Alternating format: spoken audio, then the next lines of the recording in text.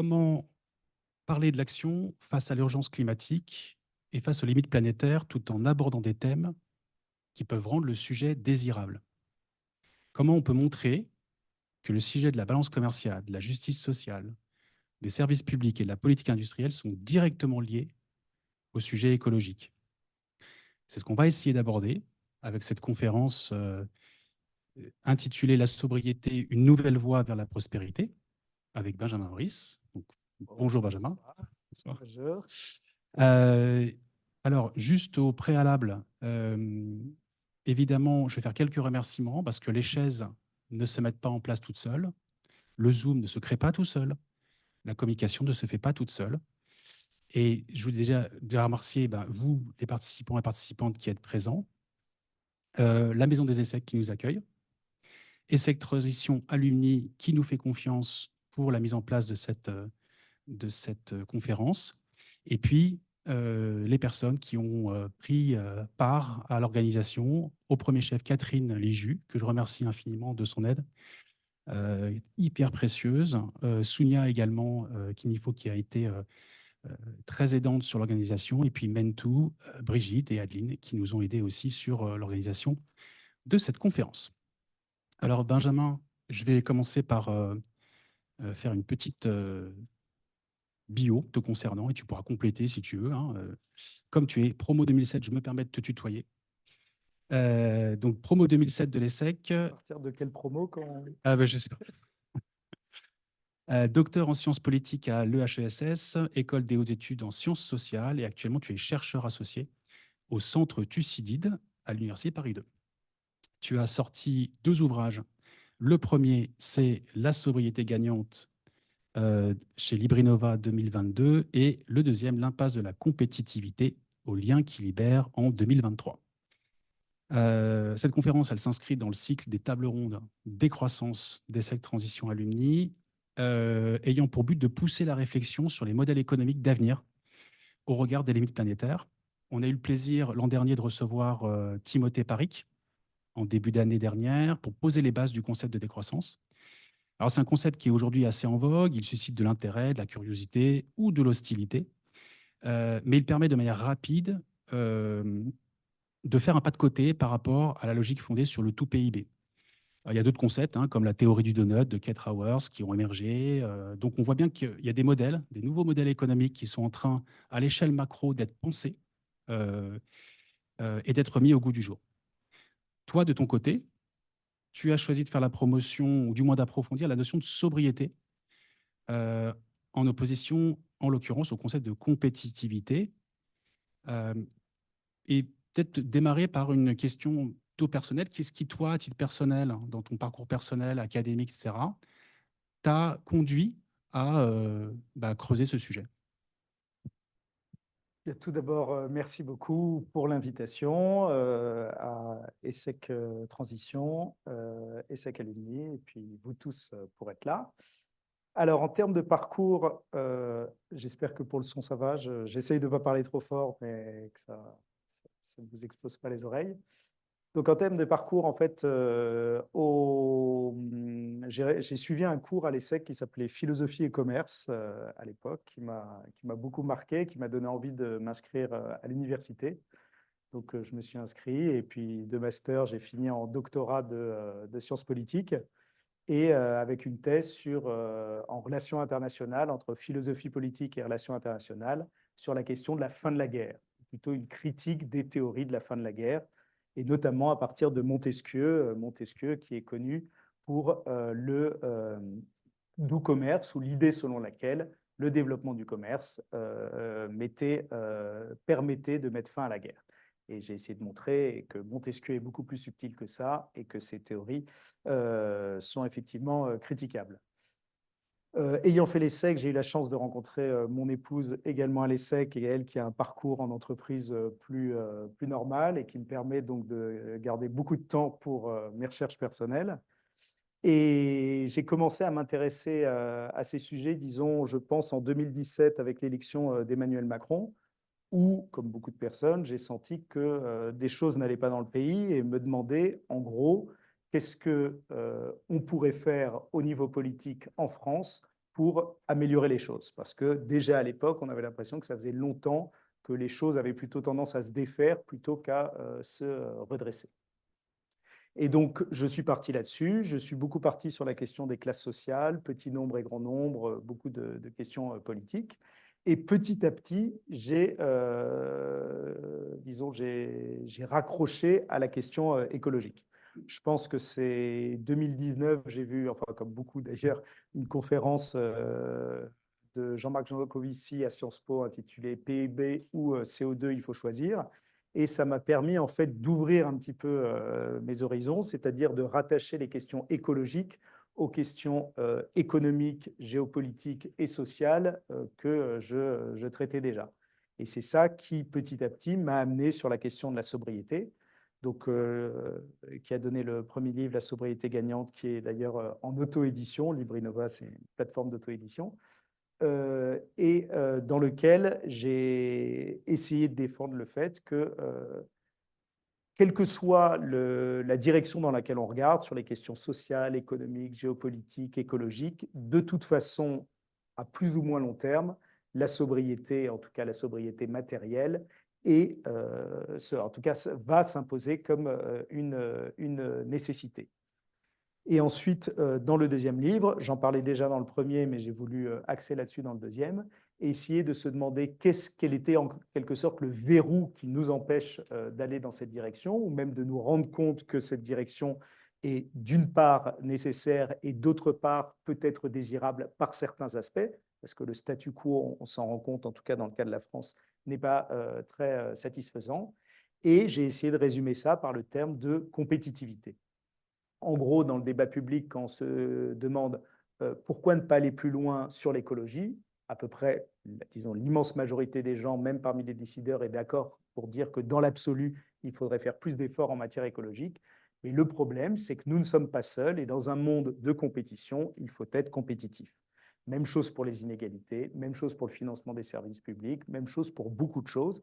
Et j'ai essayé de montrer donc que cette compétitivité non seulement allait à l'encontre de cette direction de sobriété matérielle, mais en plus était, je crois, responsable d'une partie du sentiment d'impuissance et d'impuissance politique qui aujourd'hui est si présente en France. Alors justement, c'est ça c'est de là qu'on peut repartir, c'est-à-dire la compétitivité. Si on va un peu plus dans le détail, toi, l'essentiel de la critique, comme son nom l'indique, dans l'impasse de la compétitivité, c'est vraiment le concept de compétitivité. Qu'est-ce qui, toi, te heurte aujourd'hui dans ce concept et quel est l'enjeu à le déconstruire au regard derrière peut-être d'une politique de sobriété à mettre en œuvre et qui fait l'opposition avec ce concept de compétitivité? C'est quoi le problème avec la compétitivité, quoi, en clair? Alors d'abord, la compétitivité, disons le sujet, à mon avis, s'impose parce que cela fait au moins, disons, ça fait une quarantaine d'années que le sujet a commencé à émerger dans le débat politique, notamment dans les années 1980 avec le tournant de la rigueur et avec l'idée qu'avec la mondialisation, l'intégration européenne, il fallait revoir complètement nos politiques économiques, les politiques de l'offre plutôt que les politiques de la demande et ainsi de suite. Et je crois que depuis la crise de 2008, que ce soit avec la droite, la gauche ou le centre, la notion de compétitivité a été toujours centrale dans la définition des politiques publiques. Emmanuel Macron est celui qui l'a le plus assumé, franchement, et il utilise le mot très souvent, l'écologie compétitive. Dans le plan France Relance 2030, le pilier central est le pilier de la compétitivité, et ainsi de suite. Mais François Hollande n'en avait pas vraiment parlé pendant sa campagne électorale, mais a remis le sujet dès, disons, au moins 2014 au centre de sa politique économique et sociale. Ce que j'essaye de dire, ce n'est pas de dire qu'il y a 40 ans, nous aurions dû prendre un autre chemin, ou même, disons, il y a 15 ans, mais qu'aujourd'hui, quand on fait le bilan de ces politiques de compétitivité, je crois que nous sommes obligés d'admettre qu'il y a quand même une divergence de plus en plus importante entre cette direction de compétitivité et les résultats sur la plupart des plans en France. Et si l'on se projette dans le monde de demain, si on voit les différentes contraintes qui pèsent sur l'action, donc la contrainte économique extérieure de compétitivité qui existait et qui existe encore parce que nous vivons dans des économies ouvertes, mais il y a d'autres contraintes, la contrainte écologique, la contrainte géopolitique avec des tensions de plus en plus graves et la contrainte sociale, parce que dans un pays où la colère sociale augmente, de toute façon, nous aurons plus de mal à faire quoi que ce soit. Donc, face à tous ces défis, eh bien, il me semble que la compétitivité ne peut pas être la solution unique ou même la solution principale. Si on regarde par exemple en termes de résilience, la compétitivité ou disons la manière dont nous avons promu des politiques de compétitivité en France, politique de compétitivité, c'est ce dont on entend souvent parler, baisse du coût du travail, baisse de l'imposition du capital, flexibilisation de la main-d'œuvre, et pour financer tout ça, notamment les baisses de cotisations sociales, eu des économies dans les dépenses publiques, des politiques, disons, le terme est polémique, mais je crois qu'on peut montrer qu'il s'applique quand même, des politiques d'austérité.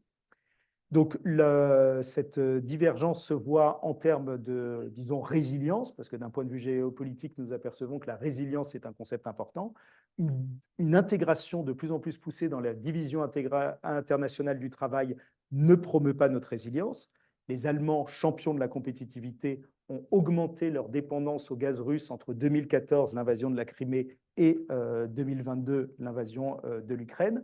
Donc, il y a une tension entre les deux. Et peut-être que dans la balance, il faut mieux avoir parfois moins de performance économique et plus de solidité ou de résilience. Du point de vue social, c'est au nom des politiques de compétitivité que l'on a demandé en général des efforts plutôt, disons, aux classes populaires au sens large du terme, classe moyenne incluse, pour accompagner la désindustrialisation, mais également pour dire que pour faire face à la compétition internationale, il faut moins de rigidité dans le marché du travail, il faut que les salaires augmentent moins vite, il faut ne pas donner de coup de pouce au SMIC, etc. Pour les classes supérieures, la mondialisation a été plutôt l'ouverture d'un champ d'opportunités très important, mais pour les classes populaires, le bilan est quand même moins glorieux. Et d'un point de vue écologique, il est clair que nos politiques de compétitivité qui visent à produire un maximum pour exporter un maximum a des conséquences majeures en termes écologiques, notamment pour les délocalisations, parce que les productions délocalisées ont en général un impact écologique plus grand que les productions locales. Et en plus du fait des prix moins élevés, nous en consommons plus en volume. Non, parce que tu parlais justement de l'Allemagne championne de compétitivité, mais qui est extrêmement dépendante, par exemple, au gaz russe. Alors, peut-être un peu moins maintenant, mais il y a une grosse dépendance. Euh, et tu parlais aussi de la compétitive qui est liée justement à l'écologie et au fait que bah, ça peut aussi avoir des effets destructifs sur l'écologie et de la dépendance énergétique. Et justement, quand on a préparé cet entretien, je regardais un petit peu les différents graphiques qui sont sur ton site et il y en a un qui m'a particulièrement frappé.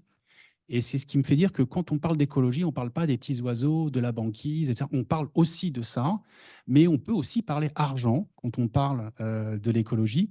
Alors, je ne sais pas si on peut l'afficher, ce graphique. Voilà, c'est celui-là. En fait, ça, c'est donc la décomposition de la balance commerciale française.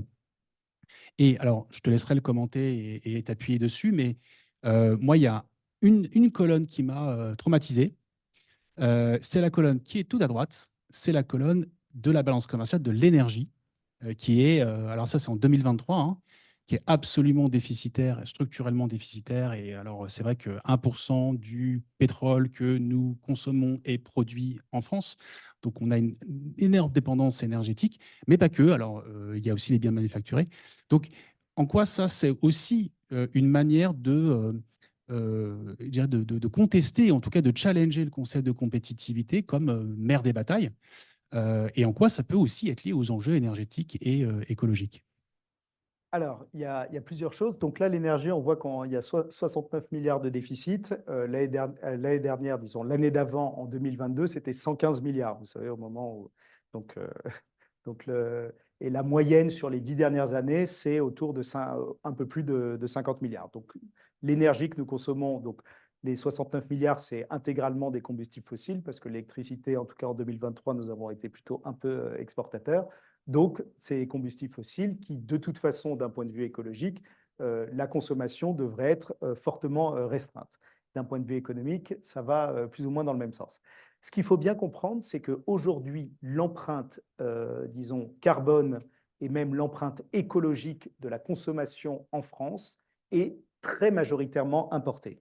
Si on prend les combustibles fossiles, c'est importé à 100%. Si on prend les biens industriels hors agroalimentaire, eh bien, il y a seulement un septième de la valeur ajoutée, je n'ai pas les données en volume, mais en valeur ajoutée, un septième de la valeur ajoutée qui est produite en France. Tout le reste est importé, et en général, ce qui est importé, c'est ce qui est le plus polluant. Si on regarde par exemple en termes, pour prendre autre chose que le carbone, la déforestation, ça doit être entre 2000 et 2015, quelque chose comme ça.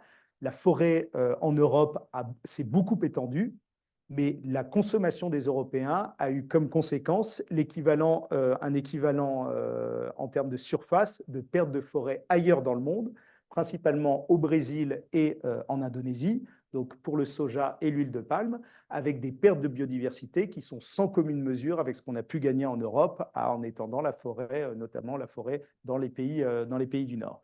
Donc notre consommation, notre empreinte écologique, qu'elle soit en termes de déforestation, qu'elle soit en termes d'empreinte carbone, etc., est très, très majoritairement importée. Et ça, je crois que c'est un élément à mettre en avant dans le cas français, parce que dans le cas français, nous sommes depuis 20 ans en déficit commercial structurel. Et ce qu'on peut voir avec ce graphique, c'est que donc, le solde de l'ensemble des biens est bien sûr plombé par l'énergie, mais si on ne regarde que le solde manufacturier, donc les biens industriels en général, eh bien même là, nous sommes en très fort déficit commercial et un déficit commercial qui ne se résorbe pas. Quelle est l'idée des politiques de compétitivité? Donc, juste pour dire que les politiques de compétitivité, en plus d'un point de vue économique, pour l'instant ne fonctionnent pas. L'idée est de booster nos secteurs exportateurs. Donc, le luxe, ce sont les boissons, vin, champagne et les cosmétiques, plus, disons, deux, trois choses à droite, à gauche. Et l'aéronautique. Le problème, c'est qu'en fait, ces exportations, si on regarde sur les 10 ou 20 dernières années, ont déjà beaucoup augmenté. Et dans le monde incertain de demain, on ne sait pas à quel point elles pourront augmenter. Ensuite, il y a l'idée de se réindustrialiser, notamment dans les batteries de véhicules.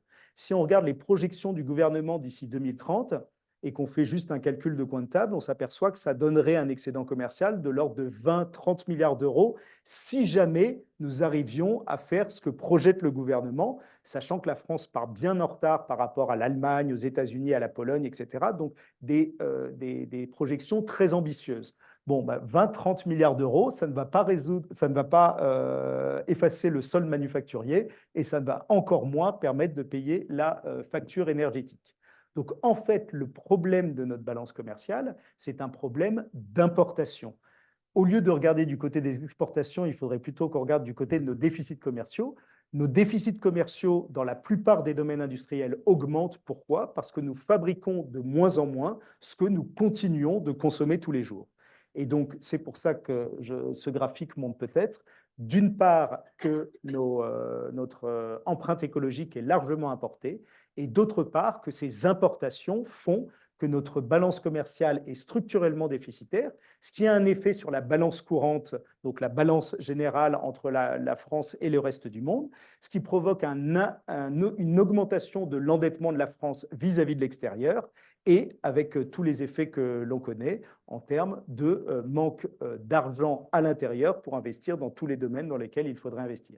Et c'est pour ça que j'ai tendance à penser qu'il est plus important de regarder, notamment d'un point de vue géopolitique, la question de l'endettement extérieur, donc la France vis-à-vis du reste du monde, plutôt que ce que l'on met toujours en avant, l'endettement public. Ce qu'on peut dire aussi, c'est que ce qu'on voit là, les quatre colonnes vertes, c'est un peu les champions dont on parle régulièrement, les LVMH, les Dassault, etc., mais qui sont un peu l'arbre qui cache la forêt, hein, du point de vue de la santé économique mondiale de la France.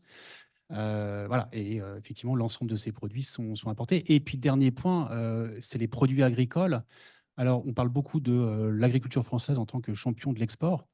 C'est 1 milliard d'euros d'excédent, c'est ça? Alors, produits agricoles, c'est seulement les produits bruts, par exemple, c'est principalement les céréales. En fait, le déficit, l'agriculture, c'est IAA, donc industrie agroalimentaire, plus les boissons. Quand on fait les deux, nous sommes légèrement en excédent, donc moins 10 et plus 15. Mais en fait, il faut séparer le solide du liquide. Le liquide, c'est donc le vin, le champagne et quelques alcools qui permet d'avoir, notamment grâce au luxe, une balance excédentaire. Mais si on regarde le reste, la viande, le poisson, les fruits, les légumes, dans tous ces domaines, la France est en déficit commercial et un déficit qui a tendance à s'accentuer parce que nous importons de plus en plus que nous mangeons tous les jours. Bon, bah ça, c'est pour l'état actuel des choses. Alors, je précise hein, qu'il y aura une séance de questions-réponses d'ici une grosse demi-heure. Comme ça, on pourra échanger. Il y aura une demi-heure pour vous, j'ai oublié de le préciser. Mille excuses, que ce soit dans le chat ou ici en présentiel. Donc, n'hésitez pas à réagir dans le chat également. Alors, justement, ça, c'est pour l'état actuel des choses avec les politiques de compétitivité. Mais si on se reconcentre sur la notion de sobriété, alors, en préambule, on peut dire que la sobriété, c'est pas simplement baisser le chauffage et mettre un pull à col roulé. Tu l'as un tout petit peu plus élargi que ça.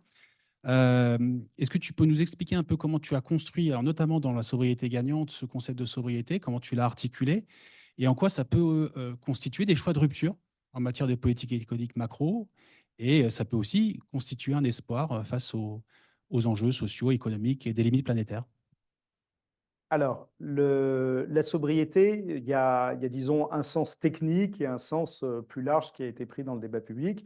Le sens technique, c'est pour distinguer la sobriété de l'efficacité et de la décarbonation. C'est l'association Negawatt qui insiste beaucoup sur ces trois domaines. Donc, dans ce cas-là, c'est un changement des usages, donc avec un impact sur la manière dont nous consommons qui permet de réduire le volume de consommation. Dans les deux livres, je prends plutôt la sobriété telle qu'on l'utilise dans le débat public, c'est-à-dire tout ce qui permet de réduire le volume de consommation matérielle.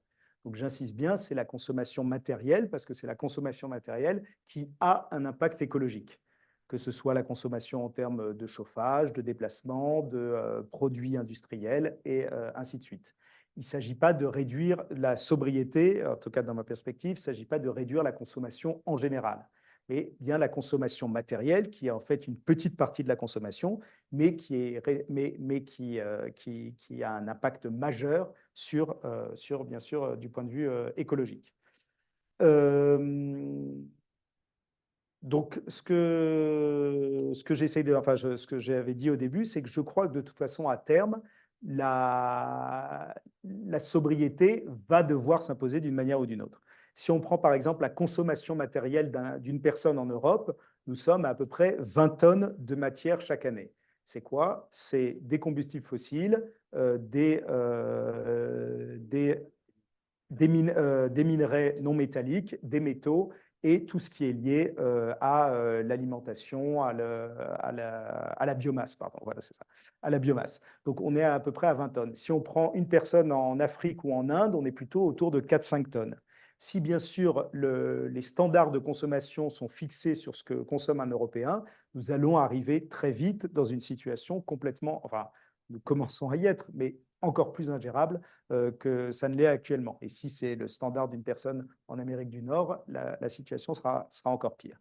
Et de toute façon, ça va s'imposer à nous, pas forcément de manière concertée en se disant il faut qu'on fasse un effort pour sauver ce qui peut l'être, mais parce que ça va se traduire par des hausses de prix. On le voit, on l'a vu par exemple avec les combustibles fossiles, ça va se transmettre via des conflits géopolitiques, enfin de multiples manières qui vont faire que nous aurons besoin de mener des politiques de sobriété. Pardon.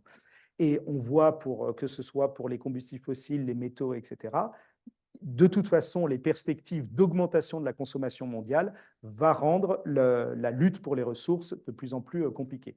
Ce que l'on vit en France depuis, disons, la crise de 2008, c'est-à-dire une crise profonde du pouvoir d'achat qui s'est révélée dans les 2 dernières années, mais qui, en fait, quand on regarde les chiffres, date depuis au moins 15 ans, c'est une sorte de traduction de cette nécessité. Pourquoi? Parce que la France vit au-dessus de ses moyens d'un point de vue écologique, bien sûr, mais également d'un point de vue économique. La balance commerciale en est la traduction, le déficit commercial en est la traduction, mais nous vivons au-dessus de nos moyens et de toute façon, nous ne pouvons pas perpétuer sans fin, je veux dire, cette course. C'est-à-dire que nous avons besoin de consommer de plus en plus de choses. Les salaires stagnent parce qu'il y a très peu de croissance et l'endettement extérieur n'est pas infini. Et donc, nous arrivons dans un mur. Donc, la grande question, c'est est-ce que nous arrivons à aller vers la sobriété de manière, disons, anticipée, donc en nous y prenant dès maintenant et en réfléchissant justement de manière, disons, plus ou moins profonde sur nos besoins, ce dont nous avons vraiment besoin et ce qui apparaît plus superflu, ce qui est un vrai changement, une vraie rupture avec la manière dont nous avons pensé la consommation, notamment dans les dernières décennies, et donc qui suppose un fort investissement démocratique. Ou est-ce que nous attendons d'être au pied du mur? Et c'est un peu ce que nous subissons aujourd'hui avec une succession de crises face auxquelles nous ne sommes pas suffisamment préparés. Il est clair que s'il y a 10 ans, nous avions décidé en avance de réduire notre consommation, par exemple, de gaz ou de certains biens, nous aurions été moins frappés dans la dernière période par la hausse spectaculaire du prix du gaz et ainsi de suite. Et juste si on prend un exemple pour les besoins, parce que pour que ce ne soit pas complètement abstrait, entre 2010 et 2020, en France, le prix moyen d'un véhicule neuf est passé de 20 000 euros à 27 000 euros, hors inflation, donc en euros constants. C'est-à-dire que ça a augmenté beaucoup plus vite que le SMIC. En termes de pouvoir d'achat, ça a fait une pression énorme sur les ménages. Bien sûr, les classes populaires n'achètent jamais de véhicules neufs, mais ça se répercute ensuite sur le marché de l'occasion. Pourquoi une telle hausse des prix? Principalement parce que d'abord la puissance des véhicules a plutôt augmenté, mais également parce qu'il y a de plus en plus d'électronique qui coûte de plus en plus cher. Maintenant, les véhicules neufs, il y a plusieurs écrans, il y a plusieurs choses, très pratiques au demeurant, mais disons les normes de consommation se sont élevées.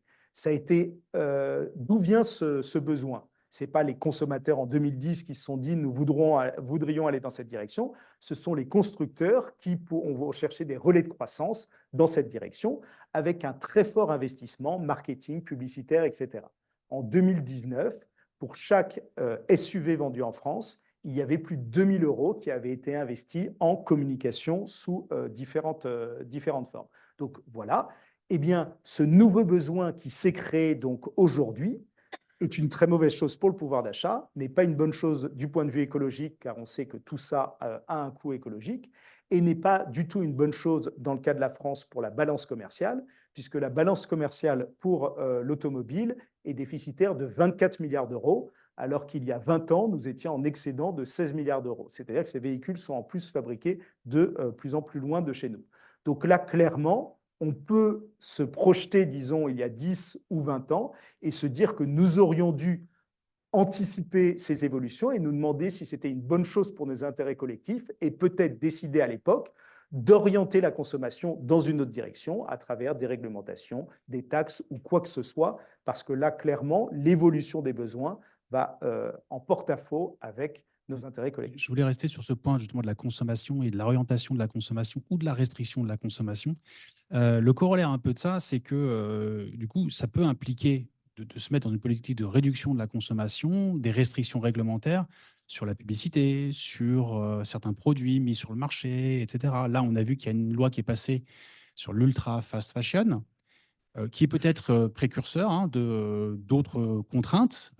Donc là, je crois que Chine était vraiment bien ciblée là-dessus. Mais en gros, qu'est-ce que ça veut dire si on vraiment après on s'intéressera au bloc de la production, hein, mais le point de vue de la consommation, c'est quoi les conséquences opérationnelles, j'ai envie de dire, de ce que tu dis, c'est-à-dire quel est l'arsenal aussi réglementaire et juridique qu'on peut mettre en place?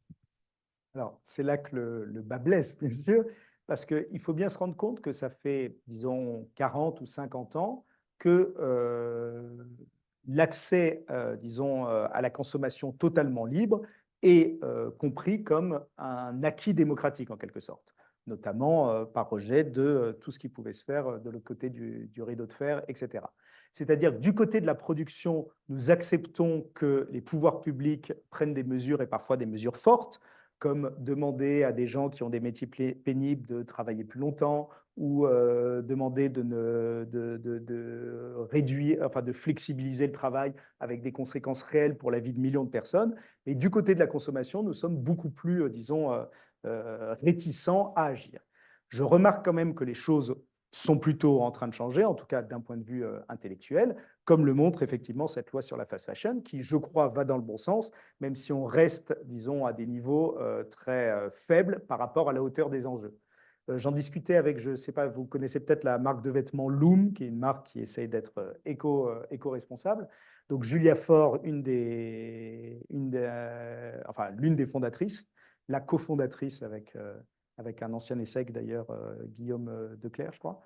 Eh bien, Julia Ford expliquait qu'effectivement, Bruno Le Maire avait été très marqué par le comportement de Chine, parce que là, on voit qu'effectivement, vendre des bonnets à 1 € ou des choses comme ça est même si bien sûr, ça peut se comprendre dans une période de forte pression sur le pouvoir d'achat, est une catastrophe sur tous les autres plans du point de vue français.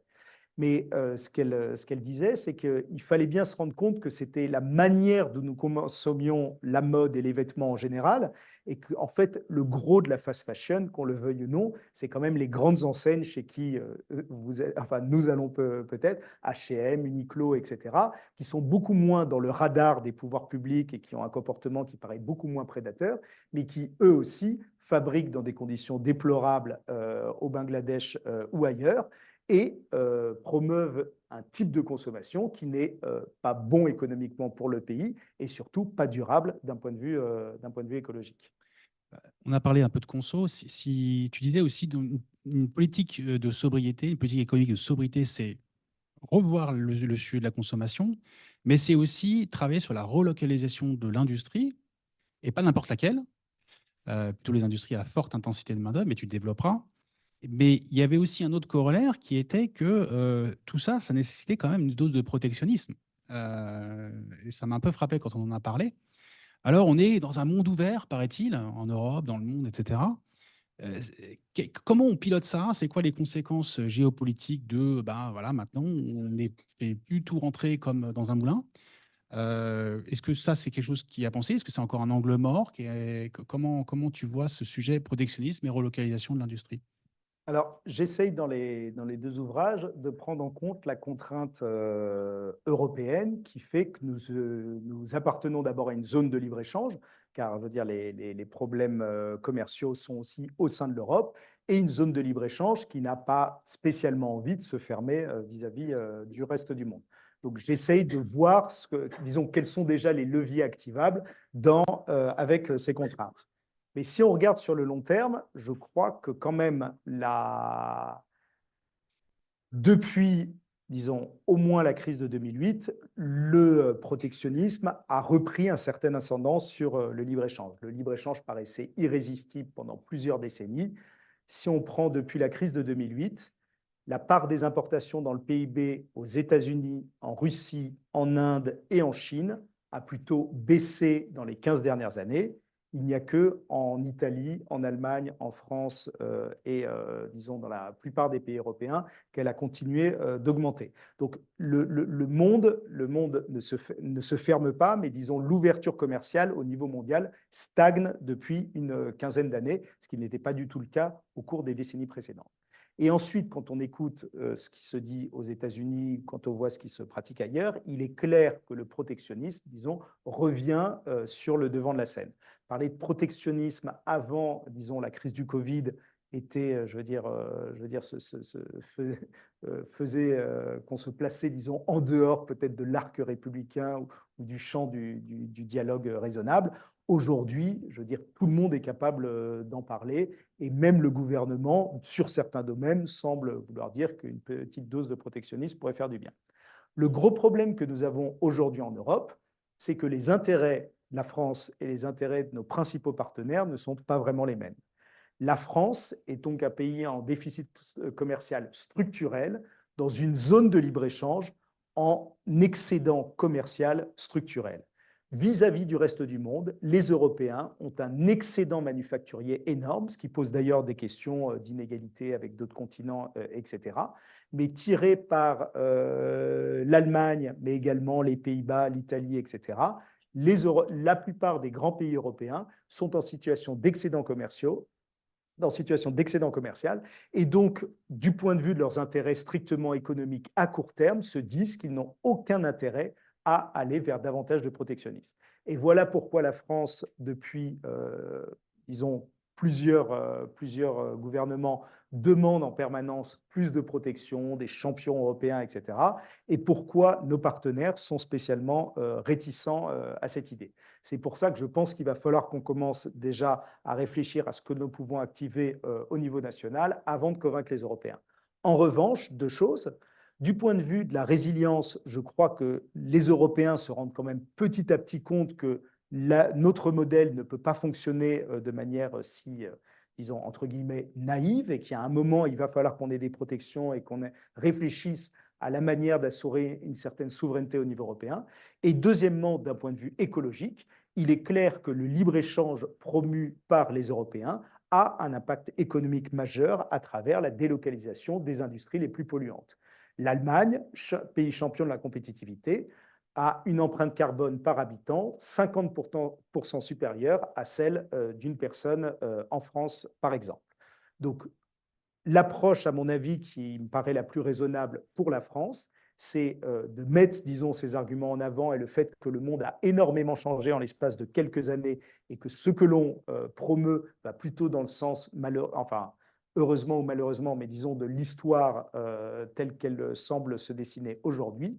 Et c'est pour ça que je crois qu'il ne faut pas hésiter à, disons, parler un peu plus fort au niveau européen, quitte à avoir des frictions pour au moins lancer ce débat qui me paraît un débat essentiel pour notre avenir. Ça, c'est pour les protections. Mais alors, sur les relocalisations d'industrie, tu disais, en fait, il faut relocaliser l'industrie, mais pas n'importe laquelle. Euh, il y avait d'un côté, avec un distinguo, industrie à forte intensité de main-d'œuvre et aussi industrie de haute technologie, avec l'hydrogène, etc. C'est quoi ton point de vue là-dessus et pourquoi tu fais ce distinguo? Pourquoi c'est important de réfléchir à pas relocaliser à tout va, mais en tout cas relocaliser des trucs intelligents? Alors, d'abord, juste deux choses sur la relocalisation. C'est un, relocaliser, ça suppose de réfléchir en termes de besoins. Donc, il ne s'agit pas de tout relocaliser, mais se demander ce dont nous avons besoin sur le long terme et là, réfléchir en termes de relocalisation. Et deuxièmement, réfléchir en termes de partenariat. C'est-à-dire que la relocalisation peut avoir un effet sur des partenaires et il faut prendre ça en compte. Nos deux principaux déficits commerciaux, ce sont la Chine et l'Allemagne. Je crois que c'est des pays qui peuvent se remettre de relocalisation. Mais il y a d'autres pays à travers le monde, sur le continent africain ou sur le continent asiatique, pour lesquels il faut vraiment réfléchir à l'impact que pourrait avoir la relocalisation sur leur propre industrie. Et ensuite, la distinction que j'essaye de faire, c'est que dans le discours public, le mot réindustrialisation s'impose depuis au moins 5 ou 6 ans. Je veux dire, on l'avait complètement oublié, mais aujourd'hui, c'est consensuel de dire la France doit se réindustrialiser. La désindustrialisation a été une catastrophe.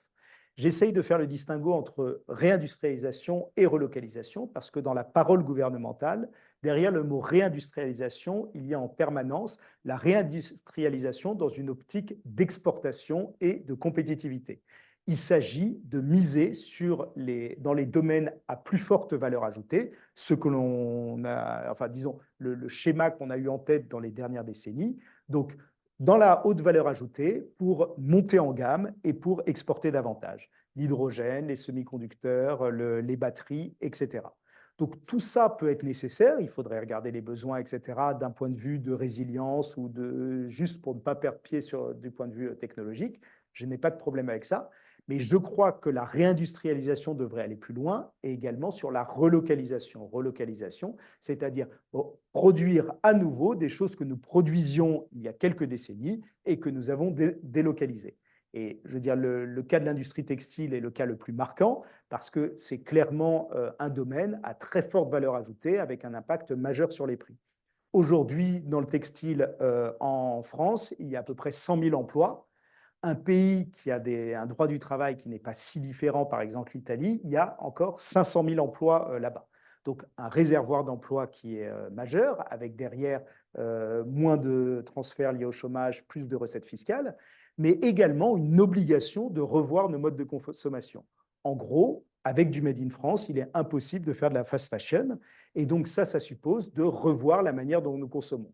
1 kilo de textile fabriqué en France, c'est 2 fois moins d'émissions de gaz à effet de serre qu'un kilo de textile fabriqué en Chine, du fait du mix électrique.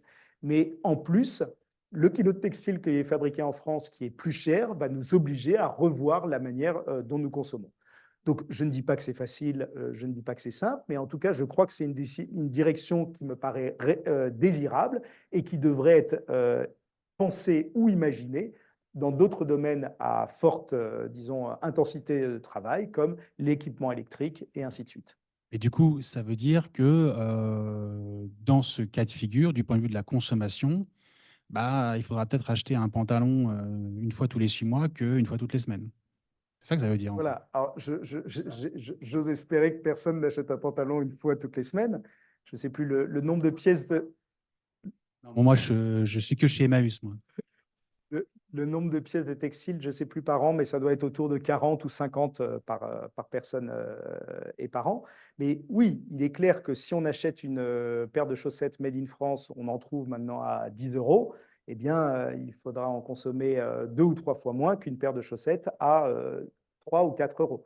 Donc, l'avantage, par exemple, si on prend le cas de Loom, ils doivent vendre leur paire de chaussettes, je crois, à 12 euros, mais qui tiennent normalement renforcés partout, qui peuvent tenir plus longtemps. Donc, bien sûr, il y a des modes de consommation à repenser, il y a des imaginaires à repenser, et il y a aussi un équilibre à trouver entre qualité et prix. Mais je veux dire, prenons par exemple l'électronique ou disons les téléphones. Les téléphones, c'est rien que les téléphones portables, c'est à peu près 10 milliards de déficit commercial pour la France chaque année. Les téléphones, je crois que raisonnablement, on ne peut pas croire que l'on va les fabriquer en France, disons, au moins à court terme. À long terme, nous verrons bien. Mais les téléphones, il devrait y avoir un enjeu et un enjeu public de seulement réduire la durée de vie de ces téléphones. C'est-à-dire que la durée moyenne, ça doit être 2 3 ans. Pardon? D'augmenter, oui, pardon. D'augmenter la durée de vie de ces téléphones. C'est-à-dire la moyenne, c'est 2 3 ans. D'un point de vue juste matériel, d'après les études de l'ARCEP, la possibilité, ça devrait être plutôt 5 ou 10 ans. Il y a sans doute un juste milieu à trouver, mais ça suppose de réfléchir en termes d'abord institutionnel, par exemple, de lier en permanence le forfait de téléphone avec un portable à 1 euro et l'opérateur qui nous appelle pour le renouveler en permanence. Ça, je veux dire, c'est absurde du point de vue de nos intérêts, que ce soit écologique, commerciaux et même en termes de pression pour le pouvoir d'achat des ménages. Et ça doit être sur la manière dont nous communiquons et dont nous réfléchissons à nos besoins en termes de téléphonie mobile. Mais encore une fois, je crois que nous pouvons, dans ce type de direction, réconcilier l'impératif écologique avec un avantage du point de vue du pouvoir d'achat, en tout cas de pression sur le pouvoir d'achat, et un avantage du point de vue économique en termes de balance commerciale. Alors, comme on est à l'ESSEC ici, enfin, à l'UMI de l'ESSEC, on va penser entreprise plus micro. Alors, je sais que c'est moins ton domaine, parce que tu es très macro, mais quand même, ça veut dire qu'à l'échelle micro, il y a quand même des entreprises qui vont avoir des problèmes si on rentre dans ce sujet-là, d'autres qui vont tirer leur épingle du jeu. Et puis, ça ouvre aussi le sujet des nouveaux modèles économiques, micro. Je pense à l'économie circulaire, au reconditionnement, à la mutualisation, à la location, et puis carrément à l'apparition de nouveaux secteurs d'activité et la disparition de secteurs d'activité. Est-ce que tu partages ça? Est-ce que tu voudrais dire un mot là-dessus?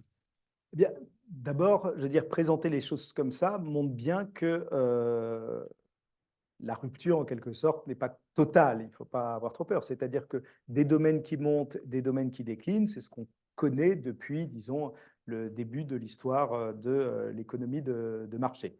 Donc oui, il y a bien sûr des domaines qui vont être de moins en moins adaptés à un monde sous contrainte, disons, écologique, mais également géopolitique et autres, et des domaines qu'il va falloir davantage développer. Peut-être que ça me permet de relier ça à la question de la décroissance, qui est une question qui revient souvent et effectivement que j'aborde assez peu dans l'ouvrage. Enfin, dans les 2 ouvrages d'ailleurs. Ce que j'essaye de dire et ce en quoi, c'est d'où le titre Sobriété gagnante, c'est que dans la situation de la France, et qui n'est pas une situation généralisable, nous avons une fenêtre d'opportunité pour, disons, davantage de sobriété matérielle sans, disons, toutes les incertitudes liées à la décroissance et notamment la décroissance du PIB. Pourquoi?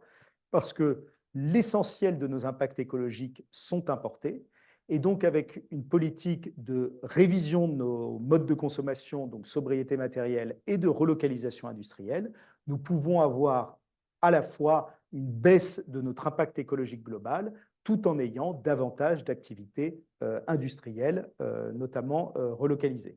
Dans le cas d'un pays comme l'Allemagne, ce n'est pas du tout le cas. Aujourd'hui, l'Allemagne vit sur d'énormes excédents manufacturiers, surtout liés à l'exportation de voitures, surtout de grosses voitures et de machines.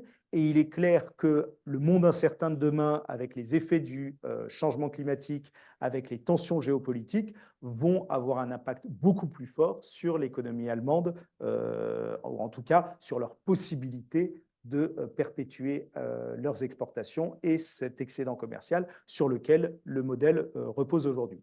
Donc, j'ai l'impression que sur le long terme, la question de la décroissance reste bien sûr complètement ouverte, que ce soit au niveau mondial ou au niveau des différents pays, mais que la France, en tout cas c'est ce que j'essaye de mettre en avant, la France a tout intérêt, du point de vue de ses intérêts même nationaux, à se lancer dans cette direction, étant donné cette situation, avec un déficit commercial structurel et en plus un disons, niveau de chômage, si on prend le chômage, le halo du chômage, etc., plus de 5 millions de personnes, eh bien, qui permet d'imaginer une politique de relocalisation industrielle. On va faire un détour juste par les services publics, parce que tu insistes dessus, que ce soit dans la sobriété gagnante et l'impasse de la compétitivité. Comment tu articules ça avec la notion de sobriété? Alors moi, j'ai mon idée, je pense à la mutualisation des moyens qui permet de réduire le besoin matériel pour les usages. Comment tu articules ça, toi?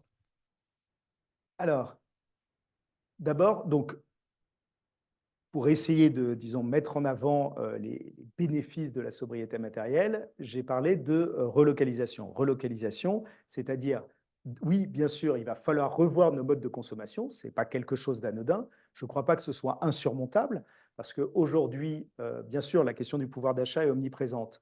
Mais la question du pouvoir d'achat est beaucoup plus présente qu'il y a 40 ans, alors que nos niveaux de consommation, il y a 40 ans, en matériel, étaient beaucoup plus faibles. Donc, c'est-à-dire que notre satisfaction par rapport au pouvoir d'achat et d'ailleurs la satisfaction dans la vie n'est pas complètement liée à notre volume de consommation matérielle. Tout dépend des besoins et la question des besoins doit être une question démocratique sur laquelle davantage réfléchir. Donc, la question de la relocalisation, ça pourrait apporter moins de chômage, plus de recettes fiscales, donc des bénéfices tangibles, et notamment en dehors des métropoles, parce qu'un des grands drames de la désindustrialisation, ça a été la métropolisation du pays, mais j'insiste pas là-dessus. Et la deuxième chose, c'est la question des services publics. Je crois que moins consommer, nous vivons au-dessus de nos moyens, notamment du fait de notre niveau de consommation, ça se voit sur l'endettement extérieur, eh bien, moins consommer en volume, en tout cas sobriété matérielle, permettrait de dégager des moyens pour les services publics. S'il y a, sur la question des services publics, les ordres de grandeur sont très importants. Quand on parle des dépenses publiques en France, on est autour de peut-être 60 points de PIB de dépenses publiques. Mais là-dessus, il n'y a qu'une toute petite partie qui est consacrée aux services publics. L'essentiel, ce sont des transferts et surtout les transferts liés aux retraites. La partie liée aux services publics, ce sont tous les salaires de la fonction publique et tout ce dont ils ont besoin pour travailler, les locaux, les véhicules, etc. Tout ça, vous avez une idée de combien ça représente en points de PIB? Ce n'est pas 60%, c'est 18%. Si on prend juste les salaires, c'est 12-13%, et l'ensemble, avec les consommations intermédiaires, c'est 18 points de PIB. Eh bien, ce qui est intéressant, c'est que ça, c'est les chiffres de 2022, mais je suppose que 2023, ça n'a pas changé.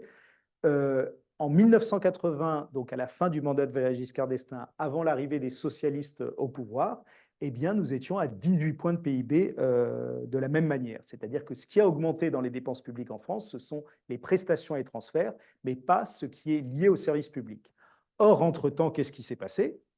La population a vieilli, donc plus de besoins dans l'hôpital public, et de plus en plus d'élèves ont le bac et font des études supérieures, ce qui est une bonne chose et ce qui a été demandé dans les politiques publiques, mais donc plus de besoins du côté de l'enseignement. Et donc, ce qui se passe avec les services publics, c'est qu'il y a une stagnation en part de PIB des financements, et à côté de ça, une croissance des besoins. Je crois que c'est une des raisons, et j'aurais tendance à dire une des raisons principales de ce que l'on observe aujourd'hui, c'est-à-dire une certaine dégradation des services publics. Et donc, dégager des moyens grâce à de la relocalisation, à une révision de nos modes de consommation, pourrait permettre de remettre des moyens dans les services publics, ce qui est une énorme demande au sein de la population française et qui, je crois, est un enjeu d'avenir majeur, surtout quand on parle d'éducation, car c'est un investissement que nous faisons de moins en moins et qui risque de nous coûter très cher à long terme. Est-ce que tu peux peut-être préciser, pour le chat et pour, la salle, la notion de prestations et transferts? Qu'est-ce qu'on trouve là-dedans, dans prestations et transferts, qui occupe la majeure partie, en gros, de la dépense publique? Alors, prestations et transferts, le premier poste et le plus important, ce sont les dépenses de retraite, donc qui ont forcément beaucoup augmenté entre 1980 et aujourd'hui, puisque je crois qu'à l'époque, il y avait quelque chose comme 3 cotisants pour un retraité, et aujourd'hui, on doit être à un peu plus d'un cotisant pour un retraité. Donc ça, c'est un poids très important dans les dépenses publiques. Il y a le remboursement de la médecine de ville, donc séparé des hôpitaux publics, qui a aussi un coût et qui a un coût qui a plutôt augmenté. Il y a des subventions pour les entreprises. Il y a le chômage, enfin les transferts liés au chômage, à la pauvreté, à la famille, au logement, etc., etc. Donc tout cet argent, c'est pas de l'argent qui va dans la poche de la fonction publique, c'est de l'argent qui va dans la poche des particuliers ou des entreprises. On arrive bientôt, aux questions. Moi, j'avais juste une question un peu d'actu, parce qu'il faut un peu parler d'actu. Il y a eu des tensions, au salon de l'agriculture avec les agriculteurs qui, ont eu beaucoup de revendications parfois très virulentes et parfois contradictoires, hein. Un modèle agricole pérenne dans un monde sobre et relocalisé, ça ressemble à quoi? On a vu tout à l'heure que l'agriculture, en tout cas la chaîne agroalimentaire, c'était à plus de 5 milliards d'excédents. Bon, ce qui est bien, mais pas, qui couvre pas l'ensemble de la balance commerciale. Hem, sur quoi il faudrait que l'agriculture s'oriente? Est-ce que c'est plutôt continuer dans l'export céréalier ou, voilà, travailler plutôt sur le local, la condition des agriculteurs? Enfin, à quoi ça ressemble en fait une agriculture sobre? Alors, agriculteur sobre, je ne suis pas sûr de savoir exactement, mais disons que sur le domaine de l'agriculture, j'ai l'impression que c'est un domaine sur lequel la population et même les gouvernants sont le plus sensibles sur la question de la résilience, être capable de produire ce que l'on consomme, et sans doute peut-être un des domaines où nous arriverons le plus tôt à des choses qui ressemblent à une forme ou une autre de protectionnisme, parce que c'est un domaine où je crois que l'opinion publique et même chez les dirigeants a relativement basculé. Ce qui est vrai et ce qui a été mis en avant dans la crise agricole récente, mais c'est quelque chose dont on parle depuis très longtemps, c'est qu'il est absurde d'accepter des produits qui ne suivent pas des normes que l'on impose à nos propres agriculteurs. C'est-à-dire qu'on impose des normes écologiques alors que l'on importe des produits qui ne sont pas soumis aux mêmes normes, et ce qui a pour effet d'abord de faire détester tout ce qui est lié à l'écologie à la plupart des agriculteurs. Je veux dire, c'est quand même marquant que le désamour, ou plutôt l'inimitié, voire parfois la haine entre les écologistes et les agriculteurs, qui est quelque chose, je crois, de dramatique à bien des égards pour le débat public. Donc ça, de toute façon, c'est une situation qui apparaît de plus en plus comme scandaleuse. Et en plus de ça, on voit que d'un point de vue économique, le déficit de plus en plus grand de la balance sur l'industrie agroalimentaire hors boisson, euh, je veux dire, en quelque sorte, fait réagir les politiques. Donc clairement, il va falloir réfléchir. Je crois qu'il faut le faire pour toute l'industrie, mais en particulier là, sur la question des importations. Et oui, dernière chose, sur l'agriculture, je crois que c'est aussi quelque chose qui, à l'échelle mondiale, apparaît comme le plus naturel pour dire que chaque pays, ou disons autant que possible, devrait être plus ou moins capable de pourvoir aux besoins de sa population pour, disons, une partie de l'alimentation ou l'essentiel de l'alimentation. Dans les années 1990, à l'échelle mondiale, on a promu une spécialisation dans différents domaines qui a pu avoir des effets bénéfiques, mais qui aujourd'hui, dans une situation beaucoup plus incertaine, où les approvisionnements sont beaucoup moins fiables, où, par exemple, la guerre en Ukraine a mis des pays africains dans une situation très difficile en termes d'importation de céréales, enfin de blé venant d'Ukraine ou de Russie, il est clair que nous avons, en termes de résilience globale, intérêt à aller dans une direction où la plupart des pays sont capables de produire leur propre nourriture. Et juste pour prendre un exemple, sur la tomate, c'est un exemple dont on a un peu parlé, la tomate, en 1996, l'Union européenne signe un traité de libre-échange avec le Maroc pour la tomate. Petit à petit, la tomate marocaine remplace la tomate espagnole, française, etc., pour la tomate d'industrie, donc ce que l'on ne voit pas, ce qui sert pour les pizzas, etc., dont on ne connaît jamais la provenance. Puis petit à petit pour la tomate ronde et de plus en plus maintenant pour le haut de gamme, c'est-à-dire la tomate cerise. Donc on voit comment une filière, peu à peu, en tout cas française, perd des parts de marché en commençant par l'entrée de gamme et pour toutes les gammes. Donc la montée en gamme ne suffit pas parce que nous sommes petit à petit concurrencés par un coût du travail qui n'est pas du tout le même. La tomate, c'est quelques centaines de millions de déficit commercial. Et surtout, il y a un enjeu réel de consommation parce que sur la saisonnalité. Lorsque nous sommes hors saison, disons hors saison en France, l'essentiel des tomates consommées sont des tomates importées. Or, aujourd'hui, il paraît naturel à tout le monde d'avoir dans son sandwich l'hiver des morceaux de tomates ou dans sa salade au restaurant ou, disons, où que ce soit. Bon, ben là, on voit très bien comment les habitudes de consommation ont un impact sur le déficit commercial, sur beaucoup de choses, et comment nous pourrions reprendre la main là-dessus, ne serait-ce que par la parole publique, ne serait-ce que prendre les grandes enseignes au mot quand elles disent nous voulons faire des efforts, eh bien, mettez des fruits et légumes de saison dans vos rayons, etc., etc. Donc les leviers apparaissent, mais il faudrait déjà, disons, prendre conscience que notre consommation qui nous semble individuelle a des impacts majeurs, parce qu'il y a quelques décennies, la tomate était encore un fruit de saison. Merci Benjamin. On va passer aux questions du public et on se laissera peut-être 5 minutes à la fin pour un mot de conclusion qui sera au moment libre. Alors, est-ce qu'il y a des questions dans le chat? Alors, je vois la question de monsieur. Peut-être déjà dans le chat du Zoom, ils sont loin, ils sont isolés, les pauvres, derrière leur écran. Est-ce qu'on a identifié des questions? Catherine, ouais, pas pour le moment, pas de questions pour le moment. Alors, on va commencer. On va donner le micro au fond. Ouais, tu peux te mettre là.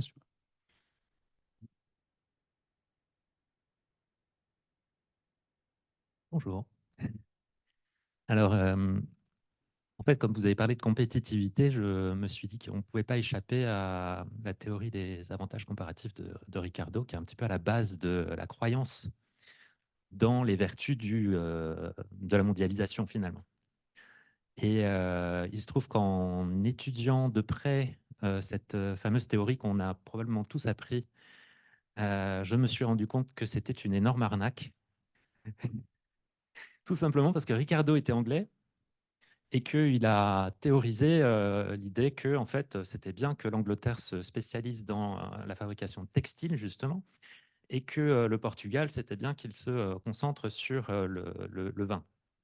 Or, il se trouve qu'il y a une énorme différence entre les deux, puisque en fait, la surface que l'on peut consacrer au vin est par nature limitée, alors que la capacité à produire du textile est quasiment illimitée, parce que ça ne demande pas du tout la même surface. Et il se trouve, c'est le hasard, qu'à l'époque, l'Angleterre a fait fortune, est devenue une superpuissance, la première puissance mondiale, justement parce qu'elle a réussi à importer les matières premières de pays qui fabriquaient du textile à l'époque et à fabriquer le textile en Angleterre. Et donc, voilà, cette réflexion m'amène à dire que, en fait, la théorie selon laquelle on peut mondialiser les échanges est dès l'origine une arnaque. Et là où on ne se rend pas bien compte, ouais, je vais essayer d'être rapide, là où on ne se rend pas bien compte en fait de la chose, c'est que la France, le commerce de la France, repose essentiellement effectivement sur le luxe. Et donc le luxe par nature n'est pas un besoin essentiel.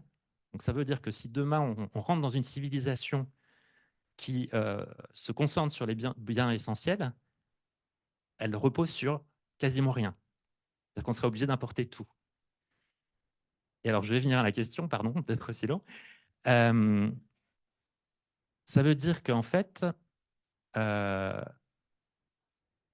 ne se rend pas compte en fait, à quel point on profite d'une sorte d'esclavage moderne du monde entier, de gens qui passent leur temps à fabriquer des choses pour nous, alors que nous, on a finalement la vie assez facile et on a un niveau de vie qui n'est pas du tout mérité. Du coup, je vais pas faire ma question. Mais je pense que ce préalable était important parce qu'on ne se rend pas vraiment compte. Euh, du coup, si on veut avoir vraiment une vie qui est sobre, etc., ça demande effectivement à ce que on se remette à produire tout un tas de choses qui ne sont pas nécessairement très agréables à produire au quotidien. Je pense que c'est très important d'avoir cette conscience-là. Et donc, ça va très au-delà de simplement rééquilibrer la balance commerciale, parce que probablement que le luxe, finalement, il n'est pas très durable. Donc, est-ce que vous imaginez, justement, ma question, est-ce que vous imaginez tout ce qu'il va falloir faire pour avoir vraiment un mode de vie durable et tout ce qu'il va falloir relocaliser, produire, etc., si on veut vraiment être plus autonome? Merci. Oui. Merci beaucoup pour c'est très gentil d'avoir contextualisé. Nous n'avons que 25 minutes pour les questions-réponses. Deuxième chose, la parité n'est absolument pas représentée à cette table, hein, donc nous en sommes désolés. Donc nous prendrons aussi des questions féminines avec grand plaisir. Je te laisse répondre. Merci. Oui, de la théorie des avantages comparatifs, enfin je veux dire qui a des vertus et également, a aussi des limites. C'est, je veux dire, ce que mettait en avant l'économiste allemand Friedrich List à peu près à la même époque, dans son livre, ça doit être 1840, en disant que du point de vue de l'angle, enfin, il y a bien sûr cette différence entre produits alimentaires et produits industriels. On sait que la valeur ajoutée augmente plus vite dans les produits industriels que dans les produits alimentaires. Mais en plus de ça, il y a un enjeu géopolitique. C'est-à-dire que l'Angleterre a pu révoquer les Corn Laws et donc accepter de dépendre du reste du monde pour sa nourriture, dans un contexte où l'Angleterre était la maîtresse des mers du monde entier. C'était la première puissance mondiale et elle ne risquait pas d'avoir de rupture d'approvisionnement. Elle avait les armées suffisantes pour aller chercher, disons, le blé là où il l'était. Des pays qui n'auraient pas les mêmes facilités, qui ne seraient pas une île, qui n'auraient pas la même maîtrise et tout, qui limiteraient sans voir le risque, je veux dire, ferait quelque chose sans doute de très dangereux parce que se met dans une situation de risque géopolitique très important. Donc c'est aussi une autre des limites du libre-échange.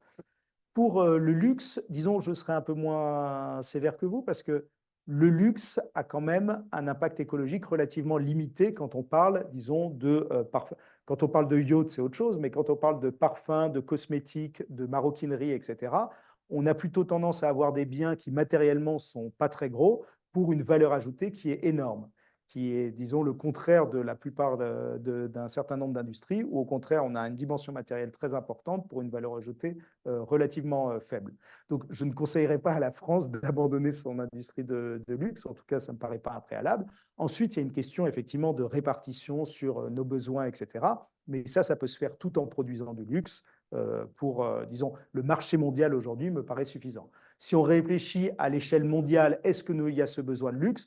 Peut-être que sur le très long terme, c'est quelque chose de complètement absurde, mais disons, dans le monde tel qu'il est aujourd'hui, je ne commencerai pas, en tout cas dans le cas de la France, par là, parce que l'impact écologique, en tout cas, est relativement limité par rapport à ce que ça peut apporter. Et pour les effets négatifs des relocalisations, oui, c'est tout à fait clair. On voit ça dans l'Allier avec la mine de lithium.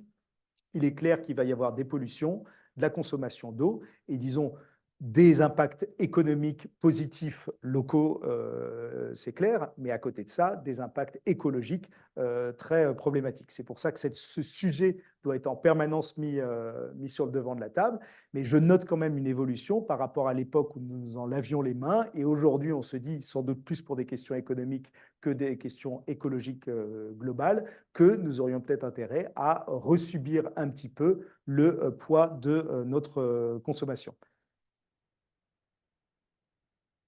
Alors, dans la continuité de cette thématique, on a une question de Jérôme. Entre industrie de main-d'œuvre et industrie high-tech, qu'est-ce qui vous paraît préférable pour le moyen terme en France? Bien sûr, il serait bien d'avoir les deux, mais quid des priorités? Alors,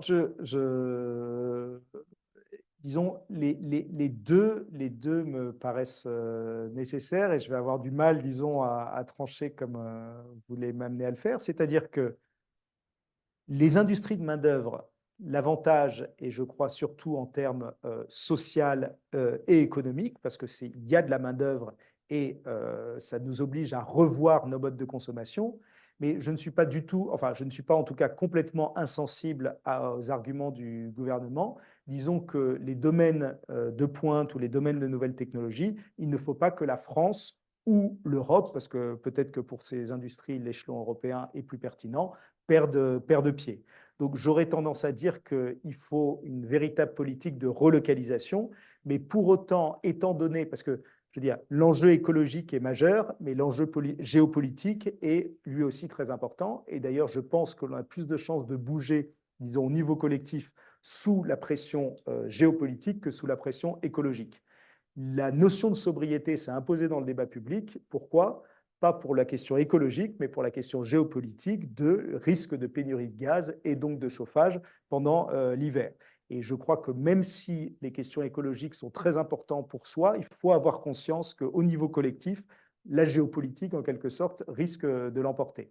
Et de ce point de vue, il n'est peut-être pas absurde de se dire aussi qu'en termes de résilience, nous avons intérêt à investir dans ces domaines, même si je sais que l'argent est limité et qu'il y a sans doute des arbitrages qui vont être nécessaires dans certains domaines.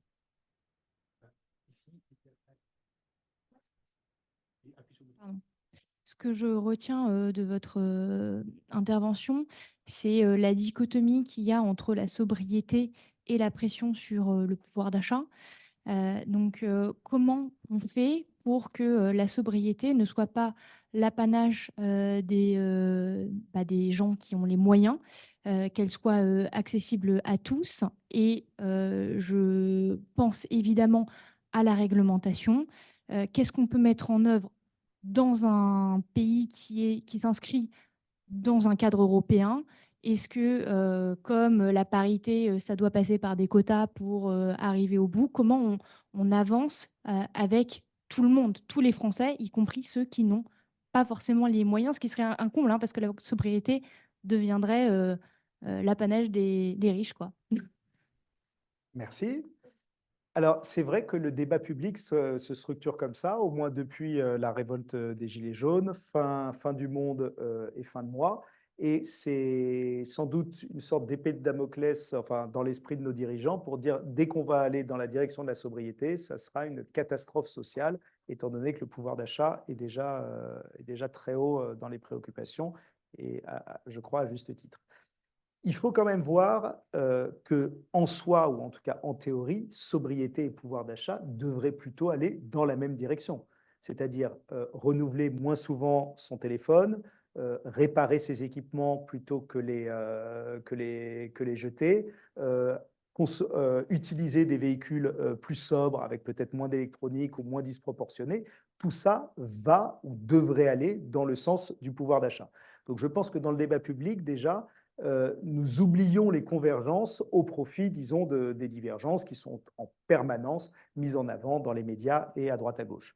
Consommer des fruits et légumes de saison, c'est plutôt moins cher que consommer des fruits et légumes hors saison qui viennent de très loin. Donc, essayons déjà de voir ces convergences dans certains domaines. Et ensuite, il est clair que l'attention, l'attention va se poser davantage pour des domaines, disons, où le coût de la relocalisation est très fort. Donc, par exemple, le textile.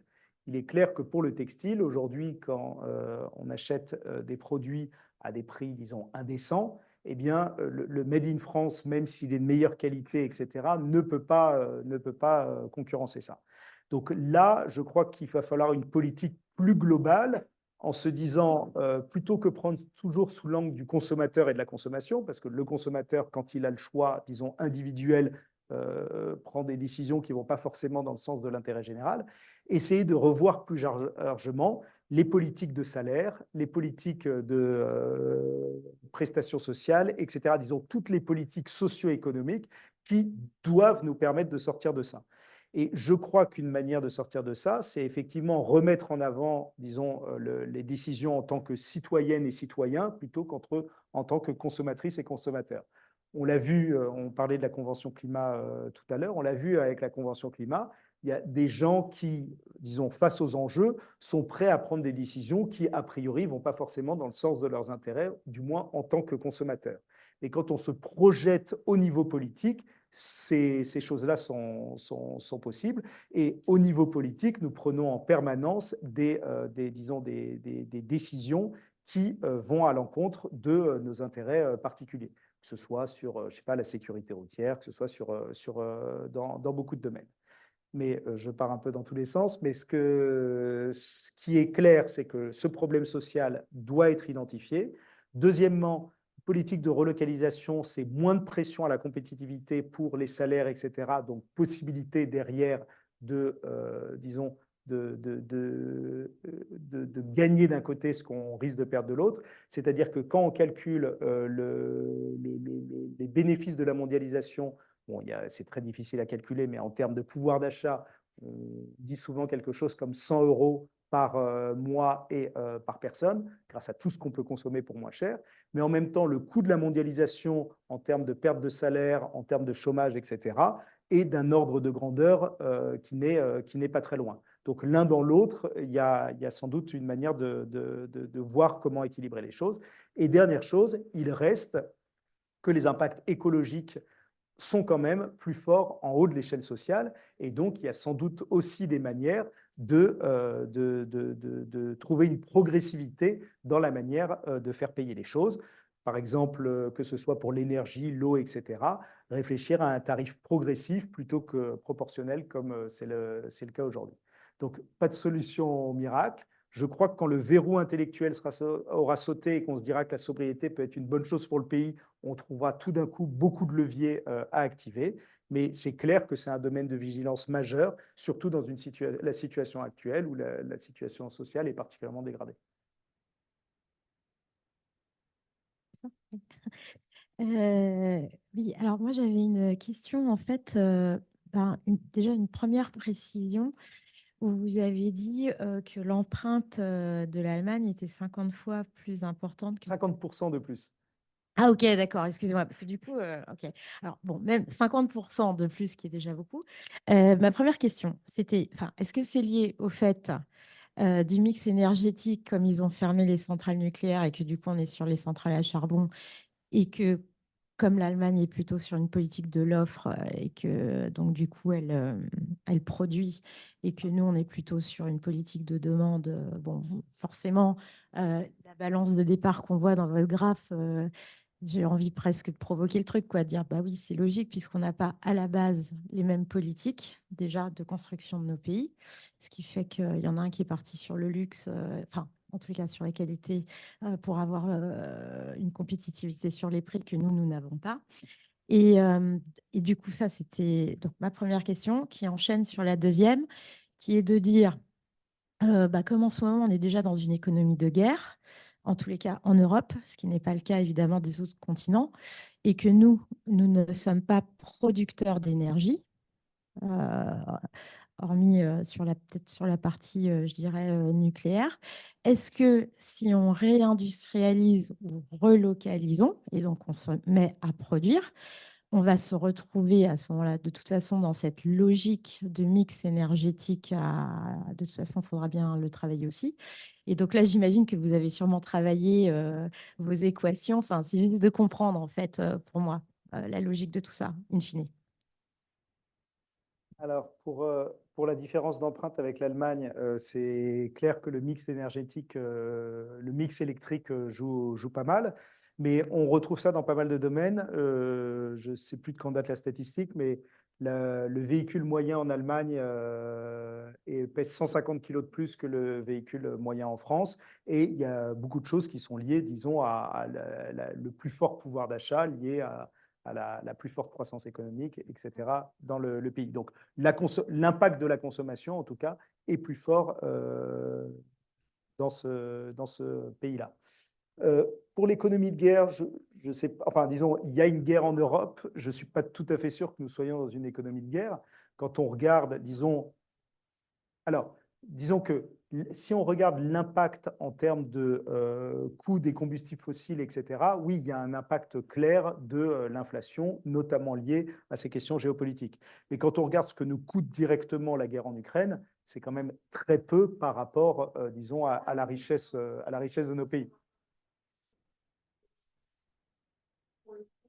Ah oui, Pas forcément une inflation de croissance comme on pourrait avoir aux États-Unis, mais c'est une inflation essentiellement liée au fait que sur certaines ressources aujourd'hui, en fait, comme on les appelle, donc c'est lié à une. Oui, mais donc effectivement, pas économie de guerre au sens de l'économie de guerre pendant la Seconde Guerre mondiale ou aux États-Unis. Et ensuite, la question de la relocalisation et de l'énergie. C'est vrai que c'est une question majeure, surtout du fait que, en tout cas dans le cas de la France, et ce n'est pas forcément le seul pays, nous sommes un peu endormis dans les dernières décennies.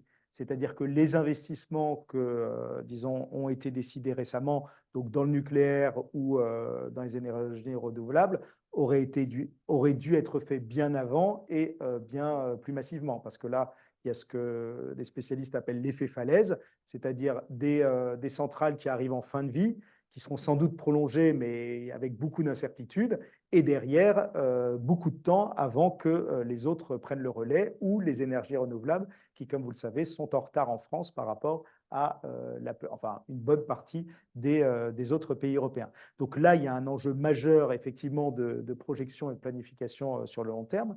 Dans les scénarios de l'ADEME, de RTE, pardon, il y a des scénarios avec réindustrialisation ou relocalisation, où ils essayent de prendre ça en compte.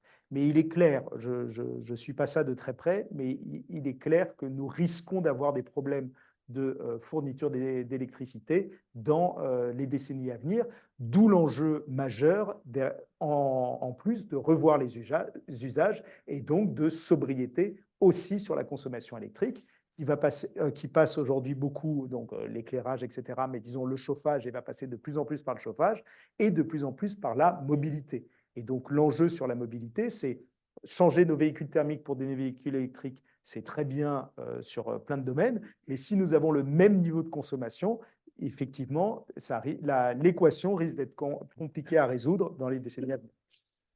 Merci beaucoup. Il reste 4 questions. Donc, j'ai identifié, ne vous inquiétez pas, même 5 questions.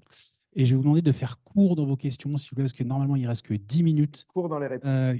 Et face aux réponses très documentées et développées de Benjamin, je vous demande de faire court dans vos questions, s'il vous plaît. Merci. Je fais une question courte. Vous avez dit qu'il fallait réfléchir sur quel domaine il fallait réindustrialiser. Qui doit réfléchir? Est-ce que c'est l'industrie, est-ce que c'est le privé, la libre initiative qui doit réfléchir, ou est-ce qu'on doit prendre une impulsion à un niveau, on va dire, étatique pour donner un coup de pouce définitif? Parce qu'attendre, on va encore prendre plus de retard qu'on en a déjà pris. Alors, peut-être enchaîner les questions, ouais, c'est peut-être plus simple. Il y avait monsieur ou madame. Oui, en fait, moi, je voulais juste rebondir pour compléter votre question, parce que la réponse m'a satisfaite en partie, parce qu'il me semble, la question était quels sont les leviers qu'on peut avoir pour éviter que, par exemple, des fruits et légumes de saison se retrouvent plus chers sur un étal que des fruits et légumes importés et hors saison, ce qui est quand même le cas avec les accords entre les grandes surfaces et les fournisseurs, éventuellement des accords de libre-échange. Je ne suis pas spécialiste du sujet, mais je connais les conséquences. Enfin, je vois ce qui se passe dans les étals et je pense qu'il y a des actions correctives possibles. Ce n'est pas juste une question de posture intellectuelle. Je pense qu'il y a des choses qui empêchent ça, en fait. Moi, j'ai une question un petit peu différente en faisant une analogie de la physique et de l'économie. Quand on regarde la physique et les rendements physiques dans la nature, on se rend compte que la nature, en fait, elle est sous-optimisée, mais elle est surperformante en robustesse. Donc, c'est la photosynthèse qui a un rendement qui est sous-optimisé, mais qui est extrêmement robuste. Ce serait quoi, finalement, la photosynthèse de l'économie ou l'économie du vivant? Est-ce que l'un des leviers, ce n'est pas la sobriété, l'autre, c'est la décroissance, etc.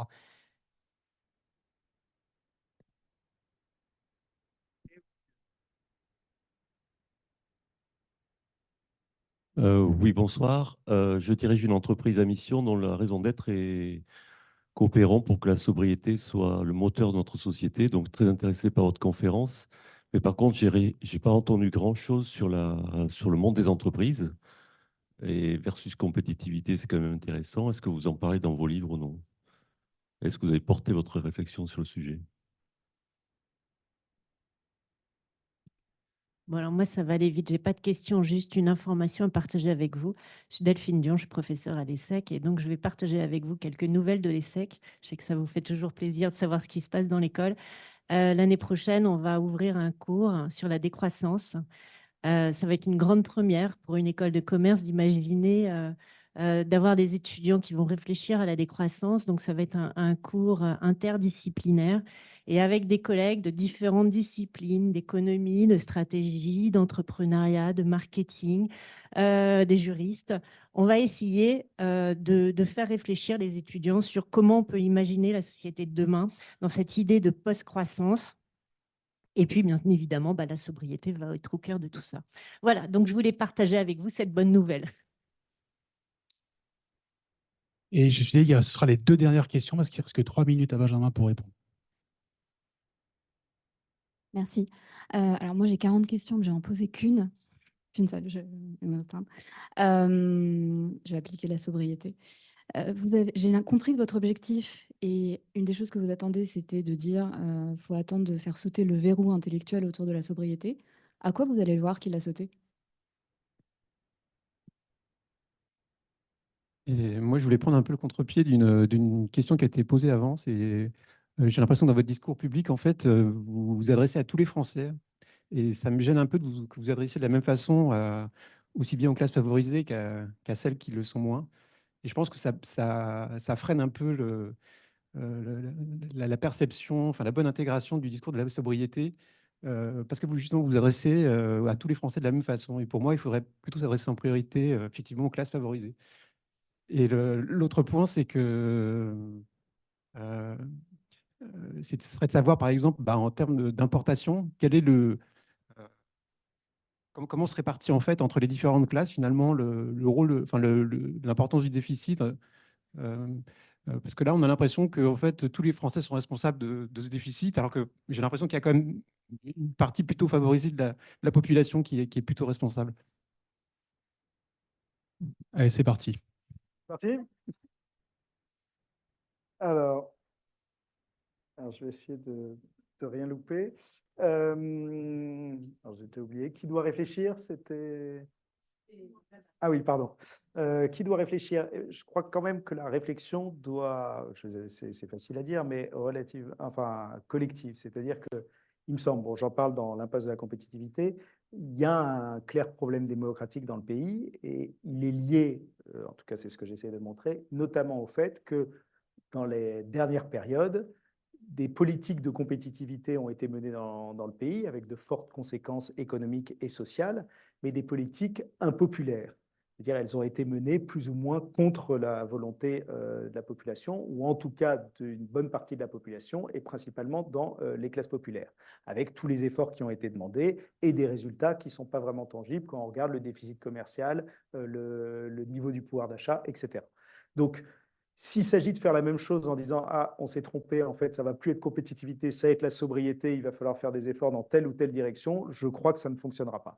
Disons, le niveau de déficit démocratique impose de toute façon que cette question des besoins, cette question de la sobriété infuse le débat public et qu'il y ait une délibération là-dessus. Ce que j'essaye de faire à ma petite échelle, c'est d'essayer de montrer que bon, sur le long terme, je ne pense pas être le seul à le dire, que de toute façon, il va falloir s'adapter, mais que nous avons des leviers pour que, à court terme, ou en tout cas dès maintenant, nous y trouvions des avantages de manière collective, et donc le plus tôt, le mieux en quelque sorte.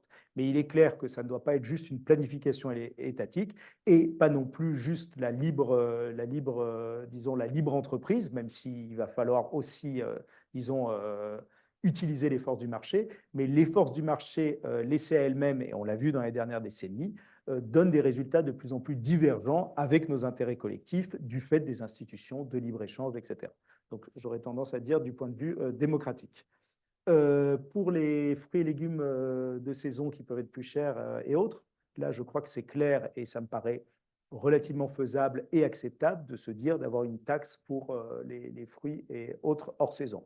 Ou une autre manière de faire, si vous écoutez la radio, on entend presque tous les jours les patrons des enseignes de la grande distribution vanter à quel point leur enseigne est moins chère que les autres et c'est très bien pour le pouvoir d'achat, ce qui veut dire en fait, en réalité, moins de pouvoir d'achat pour les agriculteurs et plus d'importation. Bon, mais si les enseignes, on leur disait, OK, voilà l'engagement, ou en tout cas si le gouvernement disait, voilà l'engagement sur lequel vous allez faire la concurrence les uns avec les autres, eh ben, vous engagez à ne jamais vendre des fruits et légumes de saison plus cher que hors saison. Voilà, des choses qui ne demandent pas grand-chose d'un point de vue réglementaire, mais prendre à partie l'opinion publique sur un sujet relativement consensuel. Et on pourrait aller plus loin en disant, très bien, vos prix sont moins chers que les autres, mais quelle part dans vos rayons de produits importés ou non importés? Enfin, il y a plein de manières, je crois, juste par la parole publique, disons, d'initier un mouvement dans une direction qui me paraît meilleure pour le pays. Sous-optimale, photosynthèse, etc. Oui, tout à fait. C'est-à-dire que nous avons été dans une économie où la performance économique devait être maximisée en quelque sorte, mais en oubliant complètement les autres dimensions. Bon, la dimension sociale n'a pas été complètement oubliée, mais je crois qu'aujourd'hui, l'impuissance politique et, disons, la colère sociale nous montrent que cette optimisation était peut-être en fait bonne sur le court terme, mais à long terme désastreuse. Même chose pour l'écologie et même chose en termes de résilience. Et donc, il va falloir trouver un meilleur équilibre entre compétitivité d'un côté, mais également toutes les autres pressions et contraintes qui pèsent sur l'action et auxquelles il va falloir répondre si on veut se donner une chance de relever les défis de demain. Et les entreprises qui commencent à réfléchir en termes, je ne sais pas, d'industrie circulaire, de réfléchir sur ce qu'elles produisent ou de l'éco-conception, etc., je veux dire, dépensent de l'argent et investissent, ce qui est peut-être à court terme moins économiquement moins rentable, mais sur le long terme, prennent peut-être une longueur d'avance dans un monde qui va de toute façon être davantage contraint d'un point de vue écologique et géopolitique. Alors, pour les entreprises, oui, effectivement, j'esquive toujours le sujet parce que c'est un sujet que j'ai beaucoup moins travaillé. Et pour une raison assez simple, c'est que j'ai l'impression quand même que le jour où les gouvernants seront convaincus d'aller dans cette direction, les choses vont s'enchaîner. Et donc, je vois beaucoup le verrou, disons, plutôt au niveau politique, au sommet de l'État, pour la question de sauter le verrou.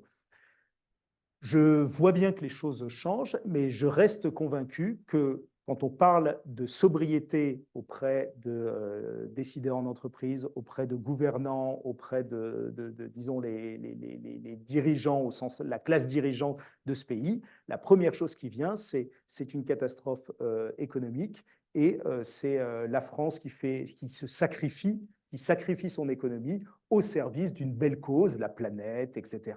Mais c'est quelque chose pour les idéalistes et c'est complètement absurde pour nos intérêts collectifs. Ce que j'essaye de dire, c'est que sobriété matérielle et nos intérêts collectifs peuvent beaucoup plus converger qu'on ne le croit habituellement et c'est en ce sens que je parle de verrou intellectuel.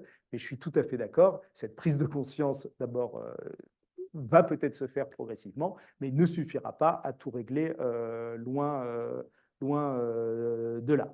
Donc, pour les entreprises, on s'est aperçu avec la crise du Covid, etc., qu'il y a eu des politiques différentes de relocalisation, de réflexion sur les approvisionnements. Pour des entreprises très avancées, il y a, enfin, je ne sais plus, un cabinet de conseil qui nous racontait ça, qu'une entreprise se posait la question de est-ce que ça a un sens de vendre tel ou tel produit? Là, en l'occurrence, c'était des lingettes pour bébés. Se dire, bon, ben, à terme, est-ce que les lingettes pour bébés, c'est quelque chose qu'il va falloir continuer à vendre? Bon, ben, c'est 15% de notre chiffre d'affaires. Comment on se projette à 10 ou 20 ans pour peut-être sortir de ce marché? Enfin, 10 ou 20 ans, c'est moi qui l'invente, mais à terme, pour sortir de ce marché ou réfléchir autrement. C'est-à-dire que je crois que les différentes entreprises ont quand même des leviers, en tout cas de réflexion, ce qui bien sûr suppose des investissements à court terme, mais étant donné les incertitudes à long terme, ce n'est pas forcément de l'argent et du temps perdu, d'autant plus que la pression monte également du côté des investisseurs, du côté des collaborateurs, du côté, du côté des clients et je crois à terme également du côté des pouvoirs publics. Et qu'on le veuille ou non, les pouvoirs publics, je crois, vont quand même nous amener dans cette direction. Et plus on anticipe du point de vue de l'entreprise, mieux ce sera. Et pour la question de à qui je m'adresse, je ne crois pas vraiment m'adresser à tous les Français. Je veux dire, ces livres, volumineux, plein de chiffres, etc., s'adressent au petit nombre, ou disons aux classes supérieures. La plupart de mes interventions se font toujours dans un cadre, la plupart du temps dans ce cadre-là. En tout cas, ce que j'ai eu en tête en écrivant ces livres, c'est plutôt essayer de m'adresser au petit nombre, et notamment à la classe dirigeante, pour, disons, mettre en avant ces thèses. Ensuite, ça laisse tout un pan des questions, je veux dire, en suspens, et notamment comment est-ce qu'on convainc les gens en général, et notamment les classes populaires. Et j'avoue que je ne pense pas que c'est avec ces livres que je vais convaincre qui que ce soit. Et c'est une question à se poser. Effectivement, si je voulais m'adresser plus largement à l'ensemble de la population, je crois qu'il faudrait que j'écrive plutôt un manifeste avec, disons, les points clés, et en prenant beaucoup plus en compte ces questions de, disons, la possibilité sociale d'aller dans cette direction, avec bien sûr au premier plan la question du pouvoir d'achat. Je fais un peu plus dans la sobriété gagnante, mais que je laisse largement de côté dans l'impasse de la compétitivité. Et si, dernière chose, importation et classe sociale, ça, pour le coup, j'ai un petit développement là-dessus dans l'impasse de la compétitivité. Il est clair que quand on parle en termes de déficit public, on revient toujours à la même chose. Les classes populaires coûtent très cher au pays, les classes supérieures donnent énormément d'argent dans un puissant fonds, etc. Quand on regarde en termes de déficit commercial, je crois que l'image change complètement, parce que ce qui coûte cher en termes de déficit commercial, ce sont les grosses voitures, ce sont les voyages, en tout cas pour déficit en termes de voyages, donc la balance des services, les voyages en avion, les résidences secondaires en termes de consommation de combustibles fossiles, etc., etc. Et quand on regarde la pénétration des importations selon les déciles de niveau de vie, alors c'était dans un rapport du Sénat, il paraît que ce n'est pas forcément très fiable, mais à voir. En tout cas, c'était à peu près la même chose dans toutes les classes sociales. Ça avait plutôt tendance à augmenter quand on allait dans les déciles les plus élevés, parce qu'il y a sans doute plus de véhicules allemands, etc., etc. Mais en gros, c'est plutôt proportionnel, et donc c'est proportionnel à nos capacités d'achat et donc nos capacités de consommation. Et donc, les responsables principaux de ces déficits commerciaux, qui a des effets majeurs sur nos politiques publiques, sur les politiques de compétitivité, etc., plutôt se situent du côté des classes supérieures que des classes populaires. Ce sera le mot de la fin. Nous avons explosé le temps. Ce n'est pas très grave. C'était super intéressant. Merci beaucoup, Benjamin. Merci à vous et à bientôt. Merci beaucoup.